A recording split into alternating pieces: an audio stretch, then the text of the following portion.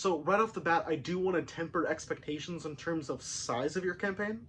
So when I first started out as a dungeon master and I was creating my first ever campaign, I wanted some big extravagant thing that was going to take years for my players to play through, some grandiose story on the level of Lord of the Rings.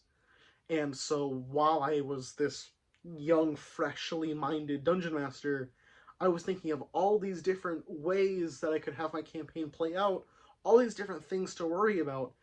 But when I started getting into the nitty gritty of it all, I started realizing that I had bit off much more than I could chew.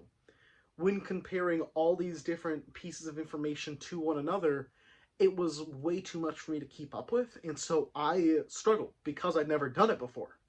So when you were creating your first campaign, or even your second or third as a dungeon master, I would recommend you start small. So maybe consider it your campaign taking place in, let's say, a singular building or in a singular town. Rather than having your game last months or years, consider it taking place over a day or a week. By doing so, you can get a taste of what dungeon mastering is really like.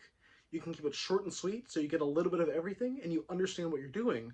So that when you develop your skills, when you start developing yourself as a dungeon master, then you can start creating campaigns that have a larger location and an overall larger time frame.